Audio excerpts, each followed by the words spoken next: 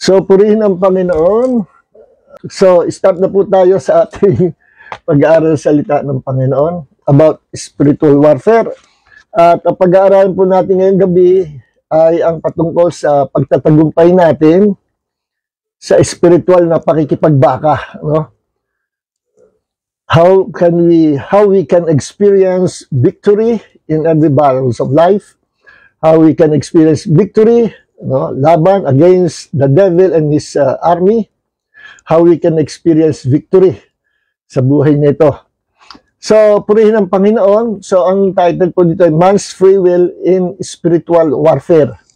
So, ito title. Bakit? Kasi sa spiritual warfare, para po tayo magtagumpay, kailangan natin ang piliin at gumawa tayo ng tinatawag pagpili, no?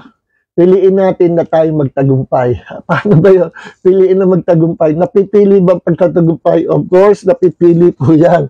No? Alam niyo po ba na tayong mga Kristiyano ay we are destined to win every battle. No? Every spiritual battle, spiritual warfare, we are destined by our Lord to win.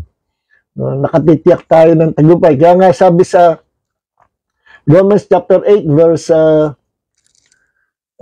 basahin natin, no? Hindi ko na isama itong talata na ito. Romans chapter 8 verse 35. Who will separate us from the love of Christ? Will tribulation or trouble or persecution or famine or nakedness or danger or sword? Verse 36, just as it is written, for your sake we are killed all day long. We were regarded as sheep to be slaughtered. Verse 37, but in all these things, ano yung all these things? Ano? Yung mga binanggit, yung kapighatian, pakikipagbaka, pag-uusig, kahubaran, kagutuman, panganib, kamatayan, ano? So, lahat ng yan, ginagamit ni Satanas at ng kanyang hukbo para ma-discourage tayo sa buhay pananampalataya so that he can defeat us. No? Pero hindi tayo papayag as long na it is our choice to win the battle. It is our choice to win every spiritual warfare na ma-encounter natin.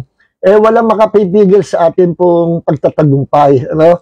Bakit? Sabagat ang sabi, but in all these things, verse 37, in all these things, we overwhelmingly counter through him who loved us. No? Sa King James at New King James, no, in all these things, we are more than conquerors. Yun po sabi. Kahit may mga pagsubok, kahit may mga laban, may pag-uusig, kagutuman, kahirapan ng buhay, kamatayan, no? Ano man mangyari, sa lahat ng bagay nito, tayo ay higit pa sa mapagtagumpay. No? Bakit tayo higit pa sa mapagtagumpay? Kasi tayo ay dinistino na ng Panginoon sa pagtatagumpay mula nung siya ay magtagumpay. No? 2,000 years ago, Jesus was crucified on the cross, no? At ang dahilan na pag-aaral natin to pay the price of our sins at ang binayad niya ang kanyang precious blood, no? At nung siya namatay 3 days and 3 nights, no? Doon sa underworld, nandoon siya sa Hades. After 3 days and 3 nights, siya ay nabuhay na maguli. At umakyat sa langit, umupo sa kanan ng Ama, at i-declare niya ang pagtatagumpay natin. At sabi nga sa Colossians chapter 2 verse 15, ay tinalo niya si Satanas sa isang legal na labanan at inilagay niya si Satanas sa hayag na kahihiyan na sinamsaman niya ng sandata. Sinamsaman ng sandata, ibig sabihin wala sandata si Satanas. No? Ano yung sandata ginagamit ni Satanas? Yung galing din sa atin. yung galing din sa atin, nakakapag-operate siya na parang siya ay akala mo powerful, akala mo kompleto weapons, pero wala naman, ano? Puro pangnakot. Nakakapag-operate siya at minsan nadideceive niya mga mananampalataya na pinalalabas niya talunan tayo sa pamagitan ng mga pananakot. Fear, worries, doubt, yan yung mga ginagamit ni Satanas to deceive God's people. Pero ang sabi ng salita ng Diyos, basta pinagbatayan natin salita ng Diyos, sinasabi na ano man mangyari, we are more than conquerors. Kasi nung si Jesus na buhay na muli, tayo na church ng Panginoon, the body of Christ. No? Ano bang connection natin kay Jesus? Si Jesus at tayo, iisa. Connected together. We are one spirit with Him. Sabi nga ay 1 Corinthians chapter 6 verse 17, nagsabi, He who is joined unto the Lord is one spirit with Him. At tayo ay nakijoin, nakipagkaisa sa Panginoon, so tayo ay kaisa niya sa Espiritu, and we became part of His body, and we are now called the body of Christ. Ang body of Christ, yan po ang another word for the church. No? The church is the body of Christ. At sabi sa Colossians 1 verse 18, si Jesus ang head of the body. Pamula lieg, paa, tayo po yan. Pinagsama-samang mga Kristiyano, mga anak ng Diyos. Ginadot together into one body. At ang Pangulo, Pinuno, Pangulo, Panginoon, leader natin ay walang iba kundi ang ulo ng katawan. Walang iba kundi si Jesus. Sinabi po sa Colossians chapter 1 verse 18 na Jesus is the head of the body, the church.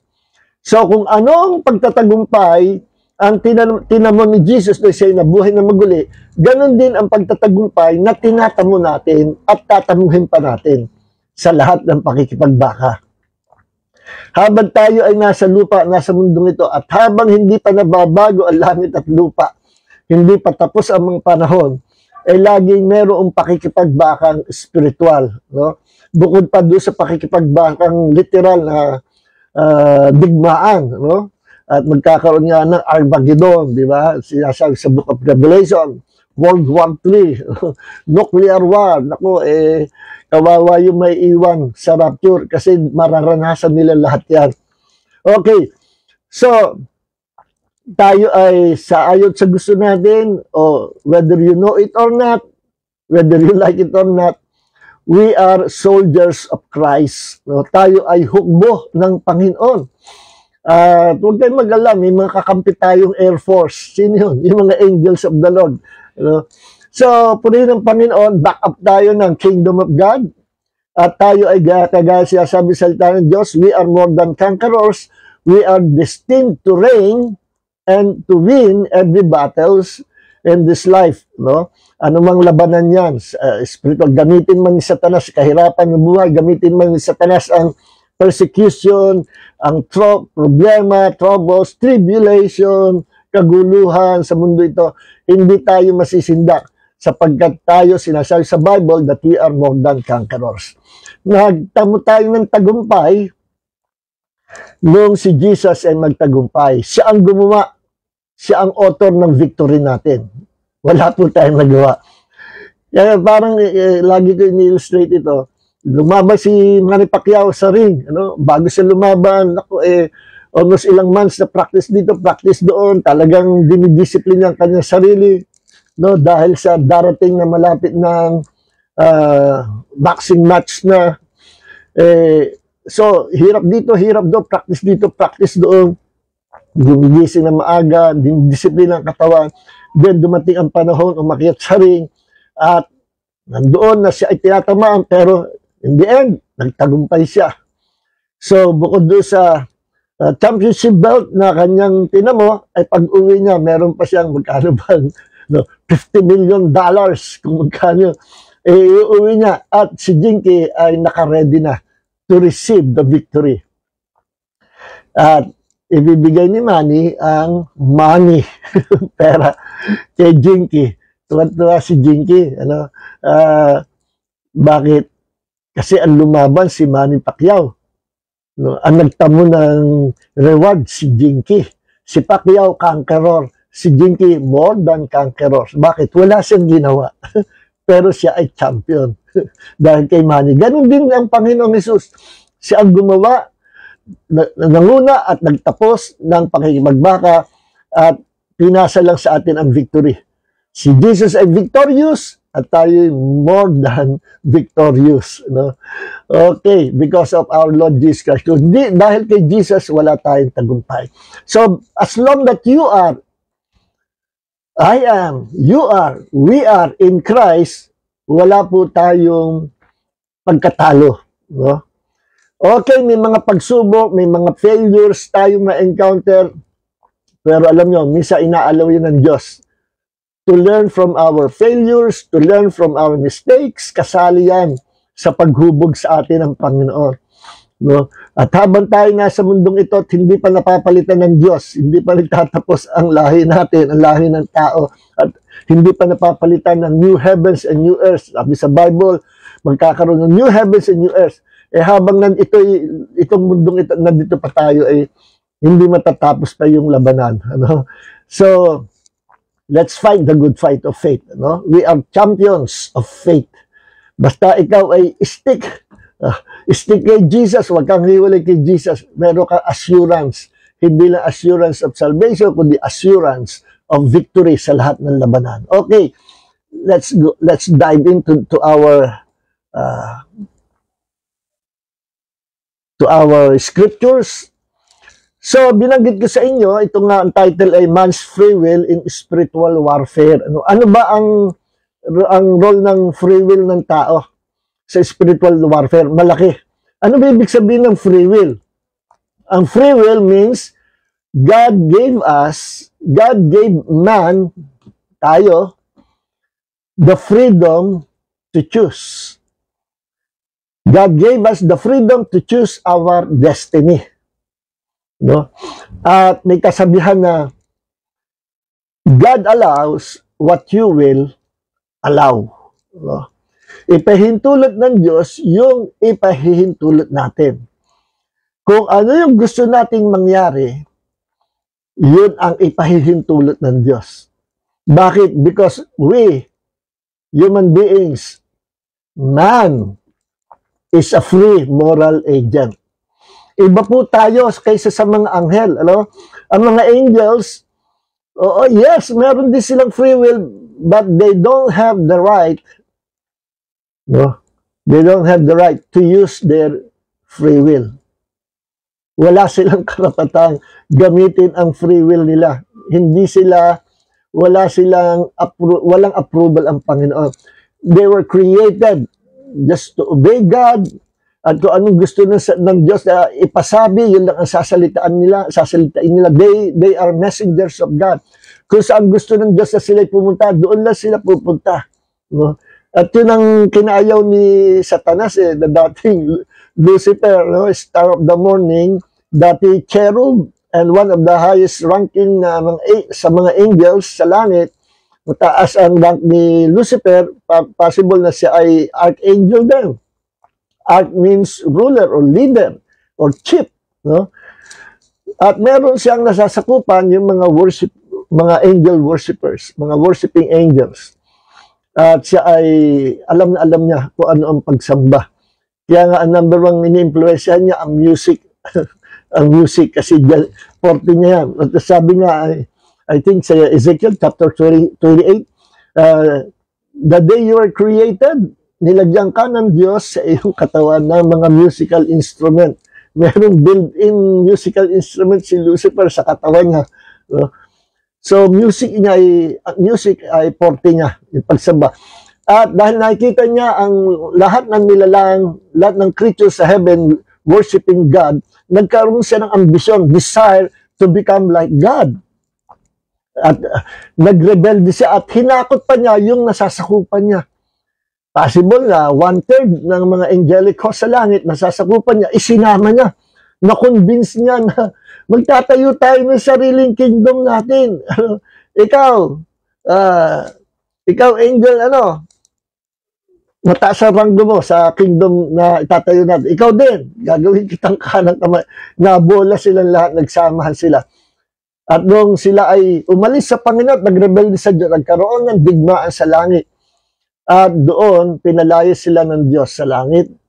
No? At doon, natalo si Satanas at ang kanyang hukbo.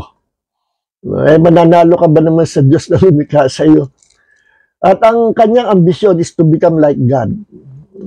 Then nakita ni Satan na lumikha ang Diyos ng panibagong creatures at yan ay ang tao. For the first time, lumikha ang Diyos ng kakaiba. Lumikha ang Diyos ng masterpiece, the crown of His creation. Ano yun? Man. At ang unang nilikha niya ay si Adam. The next was Eve. No?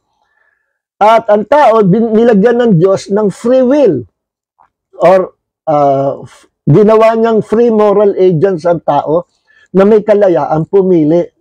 No? Hindi kagaya ng mga anghel, walang kalayaan pumili.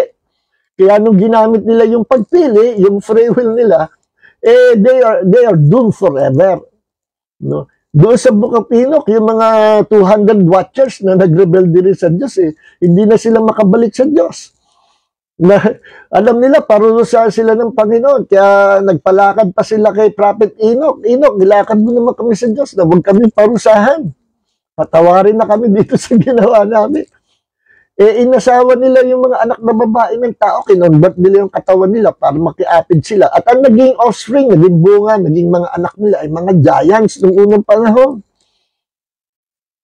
Nag-experiment sila ng nagkaroon silang genetic experiment, pati mga hayop, pinatulad nila, at naging anak ay mga half human, half animals. At mga higante rin yun, half human, half animals.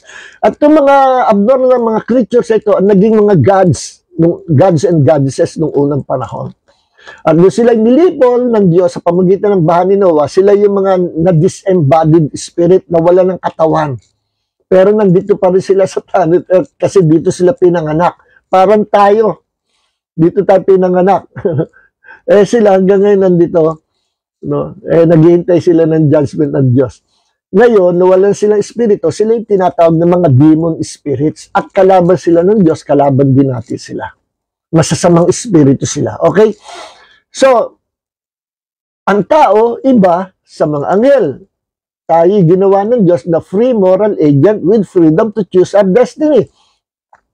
Na kapag tayo ay bumagsak, we can come back to God.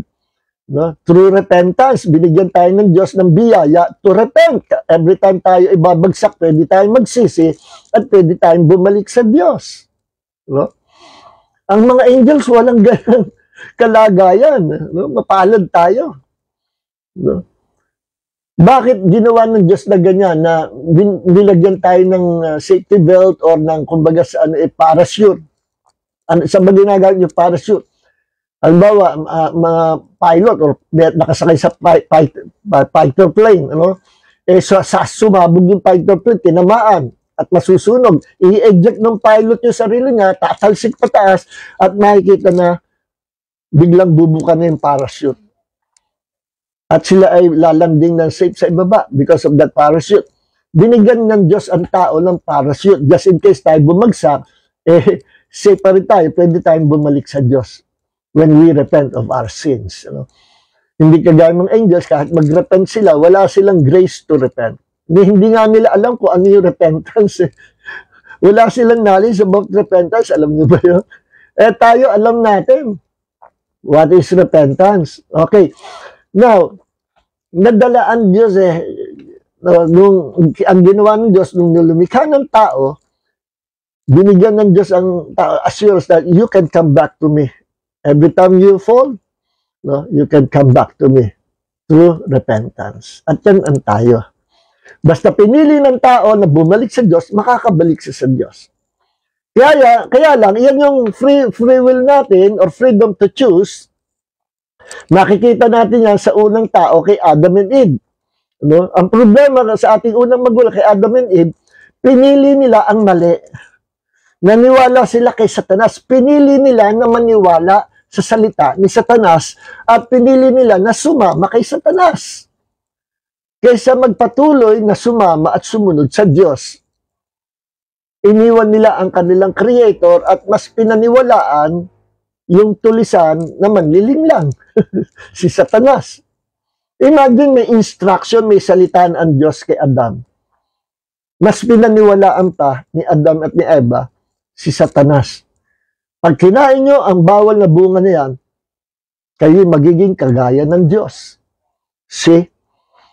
Yung ambisyon ni Satanas, ipinapasa niya sa tao. Yung kasalanan ni Satanas, ipinapasa niya sa tao. At ganun nga ang nangyari, kusang sinuko ni Adam ang kanyang sarili. At sabi nga sa Biblia, hindi naman na-deceive si Adam, na-deceive si Eva, di ba? Ano si Adam? Kusang pinili na.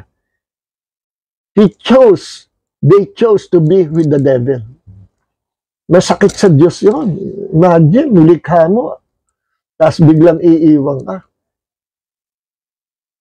So, yun ang tao. Pero, hindi pa tapos sa labanan. Kung nakuha ni Satanas ang tao, gumawa ang Diyos ng chance to save mankind. Ano yun? Sa pamagitan ni Jesus Christ. Ang second person of the Godhead, 2,000 years ago, bumaba sa lupa at naging tao, nagkatawang tao. No? At binanggit ko na yan, sa nakaraang Bible study natin, ano ang tatlong dahilan why Jesus became a human being or why bakit si Jesus ay nagkatawang tao? Number one, to pay the price of our sins by dying on the cross. Pinambayad niya His precious blood. Number two, to destroy the devil and to destroy the works of the devil. No? Hebrews chapter 2 verse 14 and 1 John chapter 3 verse 8. No? And number three, so that we can become joint heir together with Christ. Ayun isa sa pinakamaganda. Para lahat ng minana ni Jesus na siya ay naging tao at siya ay nabuhay na maguli at itinaas ng Diyos sa pinakamataas na posisyon. Actually, hindi naman niya kailangan yung promotion eh.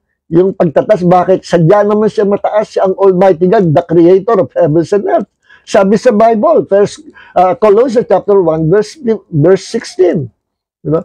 Eh bakit siya itinaas ng Ama? Para tayong mga naging bahagi ng kanyang katawan, the body of Christ, connected kay Jesus, ay maitaas din ng Diyos sa mataas na kalagayan sapagkat tayo espesyal sa Diyos. Guys, sinabi ko, man is the crown of God's creation. Tayo ang masterpiece of God. No? Ay pinagtatanong, sino mataas? Ang angels o ang tao? Well, originally, ang tao ang mas mataas. No? Sinabi naman yan sa Psalm chapter 8, verse 5 and 6, na sumisigunda tayo sa Panginoon. Pinababa lang tayo ng kasalanan ng unang magulang natin. Pero once you are in Christ, ibinabalik ka sa original position. Kaya hindi dapat pagtalo. Hindi, ang angel sa mataas, hindi ang tao. Hindi dapat pagtalunan, simple lang. Ito lang ang tanong. Sino mataas? Si Jesus o ang mga angel sa langit? According to the book of Hebrews, walang papantay kay Jesus. Si Jesus ang kataas-taasan. No? And all the angels of the Lord will worship Jesus. Mataas si Jesus. Eh ngayon, ano ba tayo? Church. Eh ano tayo kung church? We are the body of Christ. Ano ang body of Christ? Connected tayo kay Jesus. Kung sino si Jesus, yun din ang katawan ni Kristo. Kung ano minana ni Jesus na sinabuhay na magli, yun din ang pinamana sa atin. Unang pinamana sa atin yung sonship, pagiging anak ng Diyos. Then yung eternal life, because Jesus is life. He is eternal life. He is the Son of God. Pinamana kay Jesus ang buong kayamanan ng all the riches of God's kingdom belongs to the Lord Jesus Christ. Pinamana kay Jesus, maging ang buong authority and power of the kingdom of God ay ipinamana kay Jesus para ano? Para kung anong minana ni Jesus, manahin din natin. Kita niyo yung pagkataas ng ginawa sa atin ng Diyos, kaya inggit na inggit si Satanas sa atin eh. Nasa Bible ba yan? Yes, nasa Bible, Romans chapter 8, verse 17. Now, as children of God, we became joint heir together with Christ. No? Naging tagapagmana tayong kasama ni Kristo. Okay, now, man has free will. Sabi, dito nasira ang Calvinism. Bakit? Sapagkat itinuturo sa Calvinism na man doesn't have free will. Meron daw, ang gulo nga ng doctrine, meron daw free will. Pagbibili ng sabon, dipunta sa palengke, anong ulam ang gusto ko. Pero yung freedom to choose God, wala daw. Ba, sabi ko sa Bible, wala daw freedom ang tao na piliin ang Diyos. That's not doctrine of God. Walang ganyan sa Biblia. Pinapapili nga tayo ng Diyos eh. No? Sa Deuteronomy chapter 30 verse 19, ang sabi ganito I call heaven and earth to witness against you today that I have placed before you life and death, the blessings and the curse. So choose life in order that you may live, you and your descendants. Naglagay daw ang Diyos ng buhay at kamatayan, pagpapala at sumpa. Ngayon, binibigyan tayo ng Diyos ng pagkakataon na pumili at piliin daw natin ang buhay. Nagbigay pa ng tip ang Diyos eh. Choose life para para ikaw at ang iyong lahi mabuhay magpakailanman. So, pag naligtas ay isang member of the family, siyempre, hindi mo matitis, hindi i-share sa buong pamilya ang iyong pananampalataya na sukat natin ikiniligtas. At pag tayo i-share, yung mga apo, i-share din natin, mga apo. Ito sa palatayaan nyo, si Jesus, the only Savior of the world. And then, yung mga kaapu-apuhan nila. So, our descendants all will serve the Lord. Yan ang gusto ng Panginoon. Yan ang sabi, choose life in order that you may live, and you and your descendants. See? And to choose Jesus is to choose life. Because Jesus is the truth, the way, and the life. Sabi ni Jesus, John chapter 14, verse 6, I am the way, the truth, and the life. No one can come to the Father except through me or by me. Kaya mali si Kibuloy na inangkin niya yung title ni Jesus na I am the way, the truth, and the life. Inangkin ba naman ni Kibuloy? I am the way, the truth, and the life. Aba, pag inangkin mo yan, kulto ka. Lahat ng aangkin yan, kulto. No? Lahat ng aangkin yan, delikado. You will go to hell. Delikado. Bakit? Pinapantayan mo ang ating Panginoong Hesus. Siya ang only way, siya ang only truth, siya ang only life na binigay ng Diyos sa atin. Wala nang iba. Kaya kung may lalabas na another way, truth, and life, anti-Christ yan. Okay? So dito nga siya sabi ko, nasira ang Calvinism. Kasi sa Calvinism, dinideny nila na ang tao ay may free will. Ang dami mong babanggaing talata dyan. Pag sinunod mo yan, is either piliin mo na paniwalaan yung doktrina na ginawa ng tao or paniwalaan mo ang sinasabi ng salita ng Diyos. Another scriptures, Matthew chapter 23, verse 37. Nung si Jesus ay nandun sa harapan ng Jerusalem, no? Sabi ni Jesus, umiiyak si Jesus, Jerusalem, Jerusalem, you who killed the prophets and stoned those sent to you. No? How often I have longed to gather your children together as a hen gathers her chicks under her wings. O Jerusalem, Jerusalem, kayo na pumatay sa mga propeta ng Diyos. Hindi niyo ba alam na kung gaano kagusto ng Diyos ninyo na kayo ay aking i-gather sa aking sarili at mahalin at iligtas at bigyan ng magandang future. Hindi nyo ba alam kung gaano ko kayo kamahal na gusto kayo, parang inahing manok na pinoprotektan at inaakap ang kanyang mga inakay, ang kanyang mga chicks sa ilalim ng kanyang mga pagpak. Ganun ako sa inyo. Ganyan ang pag-ibig ko sa inyo, Jerusalem. But you have rejected me. Yan ang point ni Jesus. No? The Jews rejected Jesus as their Messiah. At sabi ni Jesus, and you were not willing. Pero ayaw nyo. So, ang Diyos gustong sila ay iligtas, gusto silang i-bless, gusto silang alagaan at mahalin, but they were not willing. May free will ba sila o wala? Alam nga naman sabihin, wala silang free will. Sinabi na nga sa Bible, you were not willing. Ayaw nyo. Bakit? Pinili nyo na hindi maniwala. Kaya kinurse ng Panginoon eh. No? At ang sabi ng Panginoon, nasa Bible po yun. At yung kanyang prophetic word naganap noong 70 AD, noong panahon ni General Titus, na kinubkob, nilusob ang Jerusalem at kinubkob at hindi sila makalabas. No? At gutom na sila, naghirap sila sa loob ng ilang months na wala silang makain at dumati sila sa kalagayan na yung mga namamatay nilang mga babies, yun ang kanilang kinain. Grabe, no? Yun ang kanilang kinain. Survival. At yun ay dahilan sa they rejected their Messiah. At ang Messiah nila ay ang ating Panginoong Jesus, our Messiah. Okay. So meron pang isa. Sabi ni Jeremiah chapter 19. Sabi ni Joshua sa Joshua chapter 24. Sabi niya sa Israel sa mga Jew, piliin nyo kung sino gusto nyo paglingkuran. Ang Diyos-Diyosan ba?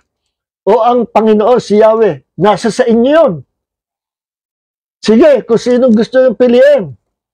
Pero as for me and my house, we will serve the Lord. Yan ang determinado si Joshua. At ang mga tao na dala ni Joshua, paglilingkuran din namin ang Panginoon. Pinipili namin, pangkita nyo, pinili ni Joshua na sabi niya, as for me, I choose. I and my household, my family will serve the Lord. Okay? So yan si Joshua. So, may free will ba o wala? Meron. Okay? At ito pa sinabi sa Jeremiah chapter 19 verse 5. Sabi, they have built places here for worship of the god Baal, so that they could sacrifice their children as burnt offerings to him in the fire. Pinili ng Israel na paglingkuran ang Diyos-Diyosan si Baal. Na sa pagsamba nila kay Baal, naghahandog sila ng mga anak nila sa apoy as burnt offerings to him in the fire. Inihandog sa apoy yung mga anak nila para pagsamba nila sa Diyos-Diyosan si Baal. Sabi ng Panginoon, such sacrifices, kalooban ba yun ng Diyos? Of course not. Sa Calvinism, ano man mangyari, masama o mabuti, ang Diyos daw ang gumawa. Naku, another na, na naman yan, mga kaibigan, na Calvinist, huwag kayong magagat sa akin, real talk lang. At sabi dito sa Jeremiah chapter 19 verse 5, yung pag-offer nila kay Baal ng mga bata, mga anak nila, mga babies, ino-offer kay Baal, pinapatay sa apoy, sinusunog. Sabi ng Panginoon, such sacrifices are something I never commanded them to make. Hindi ko inuutos yung mga sakripisyo na yan. Karumal-dumal sa Panginoon yan. They are something I never told them to do. Yan ay isang bagay na kailanman hindi ko inuutos na gawin nyo. Indeed, such a thing never even entered my mind. Ni hindi yan dumaan sa pag-iisip ko. Ni hindi ko naisip yan, tapos ginagawa niyan. Hindi ko iniutos yan, tapos ginagawa niya. Ni sumagi sa isip ko, hindi nangyari yan eh. Yung mga ginagawa niyo na paghahandog ng inyong mga anak sa apoy, sa Diyos-Diyosan si Baal, hindi pumasok yan sa isip ko, ni hindi ko iniutos yan sa inyo. Pero bakit yung ginagawa? Because man has free will. They chose to serve Baal. May free will ba o wala? Meron. Therefore, to say that man has no free will is a deception and perversion of truth. Yes. Okay. Now, meron pong katotohanan na God allows what you allow, no? Kung ano yung ginusto mo, ipahintulot ng Diyos. Example dyan si Adam and Eve. Pwedeng pitikin ng Panginoon yung forbidden fruit at wag nila makain, pero hindi pinakailman ng Diyos yung kalooban ni Adam and Eve. Tiningnan ng Diyos kung sinong pipiliin. God allows what you allow. At inalaw ng Diyos na piliin ni Adam at ni Eva si Satanas. Because when God created man, He created man with freedom to choose their destiny. No? At isa pa, sabi sa Biblia, sa Numbers chapter 14 verse 28, itong mga Israelites, nagre-rebel yung during the Moses generation. Moses, dinala ba kami ng Diyos mo dito sa ilang just to die in this wilderness? Ano ba? Balik mo na kami sa Egypt. Ba't ba dinala kami dito ng iyong Diyos? Reklamo dito, reklamo doon. Nagugutom kami, walang tubig. Naku, napaka-reklamo. Hindi sila mapagpasalamat. Hindi sila nananampalataya. Wala silang gratitude, attitude. Hindi nila pinapasalmat ng Panginoon. Sila iniligtas sa pagkaalipis sa Egypt. At ang sinasabi nila, mamamatay kami dito on our way to the promised land. Patay na kami lahat. Ano sabi ng Panginoon? Moses, sabi mo sa aking bayan, kung ano yung sinabi nila sa aking pandinig, yun ang gagawin ko. Yun ang ipahintulot ko. Yun ang mangyayari sa kanila. Yun ang ibig sabihin ng Panginoon. Sabi dito, say to them, Moses, as I live, declares the Lord, just as you have spoken in my hearing, so I will do to you. So, ang ibig sabihin ng Panginoon, kung ano yung sinalita nyo, yun ang choice nyo. Gagawin ko. Ipahihintulot ko. Mangyayari sa inyo. Kaya mga kapatid, mag-ingat tayo sa mga sinasalita natin. No? Because there is power in our words. Pinapakinggan niya ng Diyos. And God allows what you allow. So kung anong ginusto nyo na salitain, yun ang choice nyo. Kung ano yung pinaniniwalaan nyo na gusto nyo paniwalaan, yun ang choice nyo. Kung gusto nyo paniwalaan kasinungalingan ni Satanas, so be it. You will be deceived by the devil. Kagaya niya, kung pinili nyo na paniwalaan na ang tao ay walang free will, then ibibigay kayo ng Diyos sa maling paniniwala niyan. Pinili niyo yan eh. See? Tinan niyo ang Panginoon. Lumapit sa kanya, 2 bulag. Anong gusto niyo mangyari? Gusto po namin magkaroon kami ng paningin. Alam naman ni Jesus na pakapakapa yung 2 bulag eh. Alam ni Jesus ang pangangailangan nila. Pero ano sabi ni Jesus? Tinanong sila, anong gusto niyo? Gusto po namin kami makakita. Mangyari ang ayon sa inyong pananampalataya.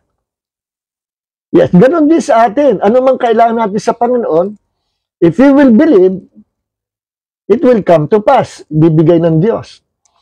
At sabi ng Panginoon sa Mark chapter 9, verse 23, if you can believe, all things are possible to you who believes.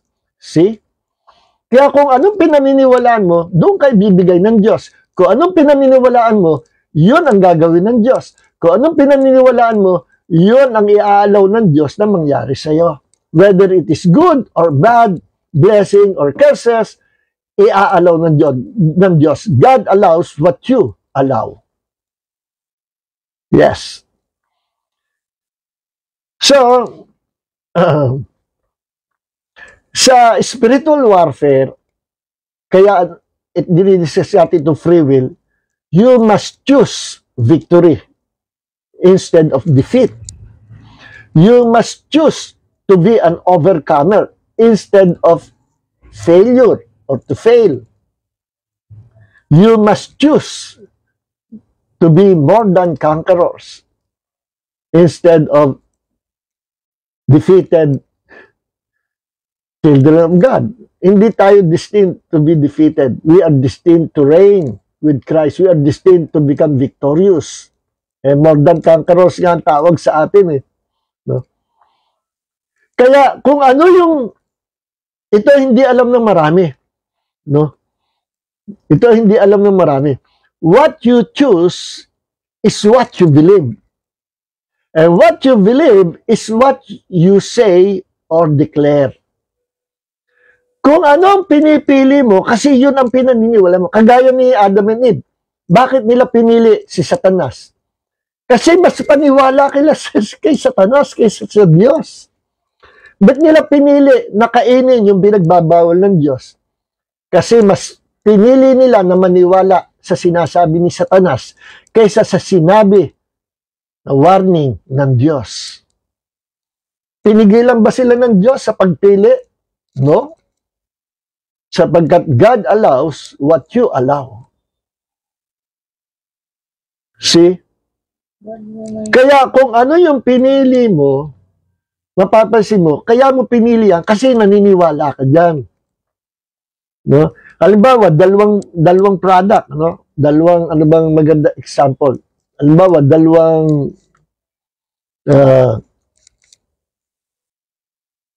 bag, dalawang bags. Ang isa ay imitation, ang isa naman ay genuine leather, no? Mahirap mag-distinguish, hindi sinabi sa'yo, pili na kayo, pero surprise, hindi namin sasabihin kung alin dyan genuine leather. Pinili mo yung fox leather, yung artificial leather. Mukhang leather na leather no? So, yun ang pinili mo. Bakit? Kasi yun ang pinaniniwalaan mo na genuine leather. Pagbukas mo, this is just a fox leather, artificial leather, hindi totoo. Nakakagawa ngayon ng mga artificial leather, akala mo leather na leather Malalaman mo ang tunay na leather pag inamoy mo. Amoy leather. So, naiwan yung tunay na leather bag kasi hindi mo pinaniwalaan. Ang pinili mo, yung pinaniwalaan mong leather, pero na-fake ka pala. Mali yung pinili mo. Ano? So, yun ang choice mo kasi yun ang paniniwala mo na yun ang totoo. Kaya mga kapatid, ingat tayo sa mundong ito, dalawa lang ang nag-exist. Isang totoo at saka isang fake. Isang good at isang evil. Isang blessing at isang curse. One God and one devil. One life. We have only one life. At ang pipiliin natin is life in Christ. Dahil kung nagkamali tayo ng pili, we'll be doomed in hell forever. We'll be doomed in the lake of fire forever. See, malaki ang magagawa ng choices natin. Pag mali ang pili mo, iaalaw yan ng Diyos. Kita niyo yung mga napapapunta sa kulto, pinili nilang maniwala sa kulto Meron nga dyan sinabihan ko na umalis kayo dyan sa church yan. Lumipat. May nakakaaway sa loob ng church, sabi ko, lumipat ka na sa ibang church, wag lang dyan sa church. Bakit? Kulto yung nilipatan mo. Abay, ayaw maniwala sa akin. Kulto yan, baligtad, perverted truth yan. Mas pinaniwalaan niya, choice niya na maniwala doon sa gusto niyang paniwalaan. Sinasabi ko na nga, cult yan. Cult yan. Mali ang doctrine yan. Pinag-aralan kong mabuti. At pag ikay napasama sa isang grupong cult, hindi ka maliligtas. Napapunta ka nga sa church na cult So, paano ka maliligtas? Ang maliligtas, yung napasama sa katawan ni Kristo sa tunay na church. Kaya kahit ikaw nagsimula sa tama at natapos ka sa mali, still yung mali ang kahihinatnan mo. Halimbawa, napunta ka una sa tama, tapos bandang huli, bago ka mamatay, napunta ka sa kulto. Hindi ka maliligtas kasi sa kulto ka napapunta. Kalaban ng Diyos yan. Okay. So, what you choose is what you believe. And what you believe is what you say. Or what you will declare. Kaya kung anong pinili mo, kasi yun ang pinaniniwalaan mo. At kung ano yung pinaniniwalaan mo, tingnan nyo ito mga kapatid. Kung ano yung pinaniniwalaan nyo, yun ang laging lalabas sa bibig nyo. Yun ang laging lalabas. At once na lumabas sa bibig nyo ang pinaniniwalaan nyo sa puso nyo, it will come to pass. Yes, because there is power in our words. There is power in our choices. Pag pinili mo, kapatid, na ikaw ay magkahirap-hirap sa buhay, pinaniwalaan mo yan, Sinabi mo, tingin ko, sapagkat wala akong pinag-aralan, magkakahirap-hirap ako sa buhay, walang tatanggap sa akin sa trabaho, mamamatay ako ng gutom, magkakasakit ako, papayat ako, papalit ako, hindi na ako magkaka-girlfriend, hindi na ako magkakasawa, mamamatay ako single, mamamatay ako walang kamag-anak, mamamatay ako na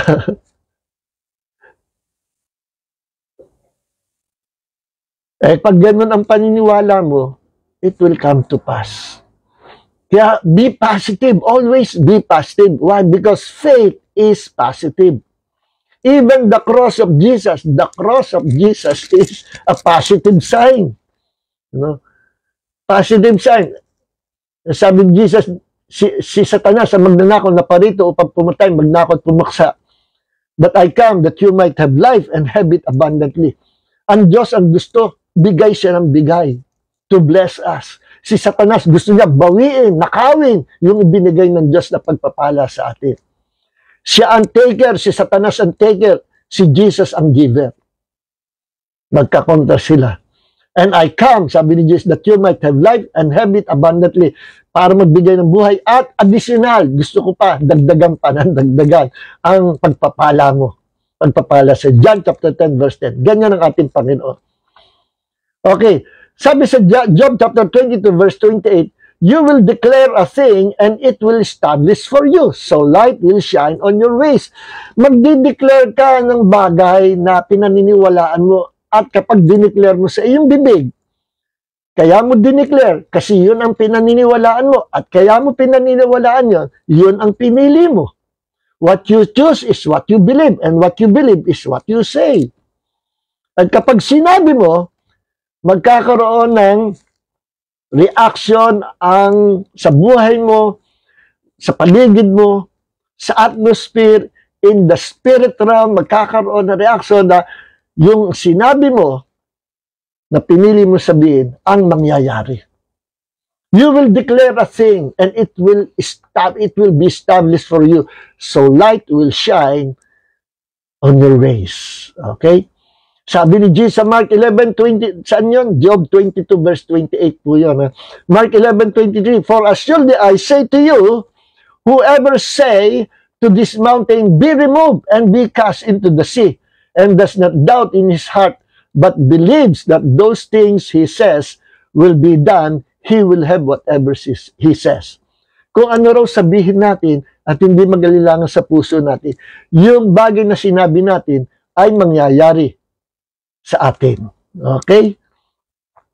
Now, merong isang example nga, si Joshua, nung nakikipagbaka sila laban sa mga kalaban. Pag bumaba ng araw at naggabi na, matatalo sila, matatalo hukbo ng Israel. So, ang gusto ni Joshua ay wag nang maawat yung katanghalian tapat. Yung araw ay wag magbago ng posisyon. Yun ang gusto niya para panalo sila. No? Kasi pag nagdilim, matatalo sila. Alam niyo, sabi sa Joshua chapter 10, verse 12 hanggang 14, then Joshua spoke to the Lord on the day when the Lord turned the Amorites over to the sons of Israel. Kalaban nila Amorites. At nagsalita si Joshua sa pandinig ng Panginoon. And he said, in the sight of Israel, sabi ni Joshua, sun, stand still at Gibeon, and moon at the valley of Ajalon. Dineclare ni Joshua yung gusto niya mangyari. Yun ang choice niya. Yung patigilin ng araw. By supernatural yun. Kaya sabi ni Joshua, kinausap niya yung araw. Tsaka yung buwan. Sun stood still. You know, at Gibeon, and moon at the valley of Ajalon. At sabi sa verse 13, so the sun stood still and the moon stopped until the nation avenged themselves of their enemies. Is it not written in the book of Joshua? The sun stopped in the middle of the sky and did not hurry to go down for about a whole day. Tumigil yung araw. Alam niyo, may nabasa ako niya nung babago ko mananampalataya. Science na sabi, nagkaroon ng pangyayari sa mundo na natin na kakaiba noong unang panahon. Hindi nila mawari kung ano. Na humaba daw yung araw. na hindi nila maintindihan bakit humaba yung araw. Sabi ng science, possible ito yung panahon na yun. See? At nung nakalaban ni Joshua, si Goliath, alam niyo sabi ni Goliath, aso ba ako? May dala kang stick. Halika nga dito, pare, bigay ko yung bangkay mo sa mga ibon at sa mga hayop. Yun ang declaration ni Goliath. Pero alam nyo, tinapatan ni David yung negative confession, negative declaration ni Goliath. Anong tinapat ni David? Nag-declare siya. Kung ano yung pinaniniwalaan niya, yun ang choice niya. To believe the God of Israel. And what he believed, he declared it. In the presence of Goliath, dineclare niya yung kanyang paniniwala na pinili niyang paniwalaan. Ang alin yun? Sa 1 Samuel chapter 17, verse 45 hanggang 47, ito po yung sinabi, ano? Sabi ni David kay Goliath, "This day the Lord will hand you over to me." Ngayong araw nito, bibigay ka ng Panginoon sa kamay ko, "and I will strike you and remove your head from you." Tatanggalan kita ng ulo, pupugutan kita ng ulo. Wala pong weapon si David, kundi yung tirador niya, yung slingshot niya. Yung leather na nilalagyan ng smooth stone at paiikutin, pakakawalan. Abay, nakakita ko nung nagpa-practice yan yung sa Israel, pinakita. Kahit napakalayo, isang poste ang layo, kayang patamaan yung target. Kahit ulo ng tao, kahit patamaan. Sabi ko, totoo pala yun. Yung powerful pa yung weapon ni David. Bato lang yun. No? Pero sabi ni David, pupugutan kita ng ulo. Saan naman kukuha ng pamugot ng ulo si David? Wala naman siya espada, kundi yun lang slingshot na may stone. Bahala na ang Diyos. Bahala ang Panginoon. Basta kinontest niya yon. Basta dineclare niya, yun ang paniniwala niya. At sabi niya, "I will strike you and remove your head from you. Then I will give the dead bodies of the army of the Philistines this day to the birds of the sky and to the wild animals of the earth, so that all the earth may know that there is a God in Israel, and that this entire assembly may know that the Lord does not save by sword or by spear, for the battle is the Lord's, and He will hand you over to us." Yan ang paniniwala ni David, yan ang pinili niya to believe his God, the God of Israel. At yun ang paniniwala niya, at yung paniniwala niya ay i-declare niya sa harapan ng kalaban. At sabi sa 1 Samuel chapter 17, verse 49 hanggang 51, at ito na nga, "And David put his hand into his bag and took from it a stone and slung it and struck the Philistine on his forehead, and the stone penetrated his forehead, and he fell on his face to the ground." Nabulsay dito sa noon, tinamaan at nahilo si Goliath, bumagsak siya.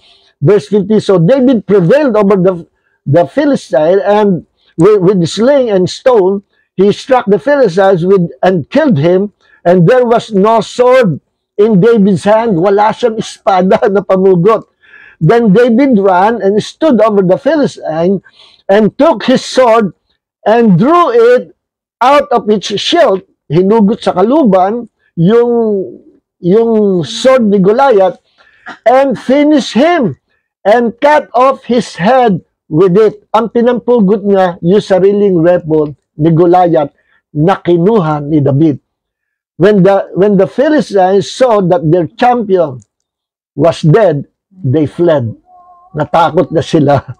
So mga kapatid, ito ang kailangan natin.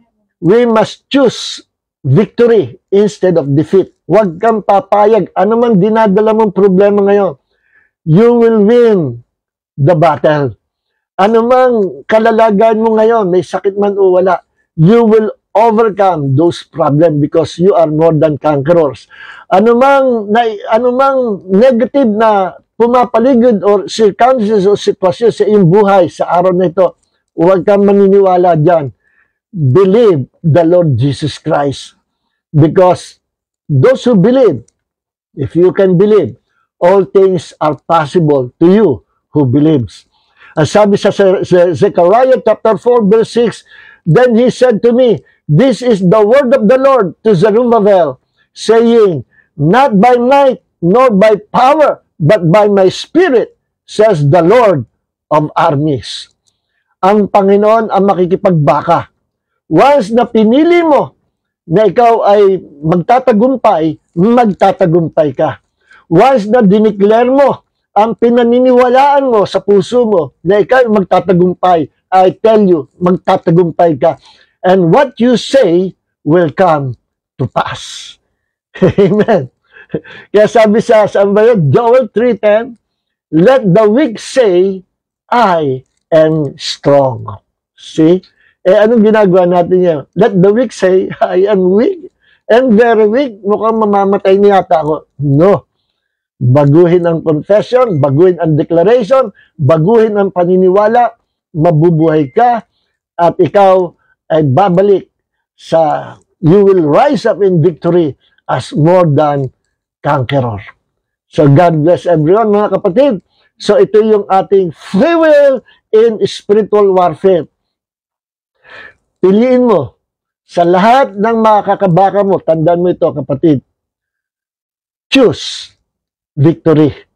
You will not fail. Kung bumagsak ka man, nagkaroon ka ng failure, we will learn from our failures. Kasali yan. Kasali yan. Misa inaalaw yun ng Diyos to teach us how to walk by faith. Okay? So mga kapatid, we choose Jesus. Choose life. Choose blessings, not curses. Choose to serve God faithfully. And choose to be an overcomer because the Bible says you are more than conquerors. Sa mga minamahal, pagpalain po tayong Panginoon. Heavenly Father, maraming po salamat sa gabi ito. Sa iyo po pagpapala sa bawat isa na narito sa Bible study. At dalayan po namin na amin po maibahagi ito, Panginoon, sa mga friends, sa mga kaibigan, sa mga pastors, friends namin, at sa ibang mga churches. Maraming po salamat, Panginoon. Use your people, Lord, to glorify your name. Use your people for the glory of the name of Jesus. And may the grace of Jesus and the love of the Father and the fellowship of the Holy Spirit be with you all. In Jesus' name, amen. Shalom. God bless everyone.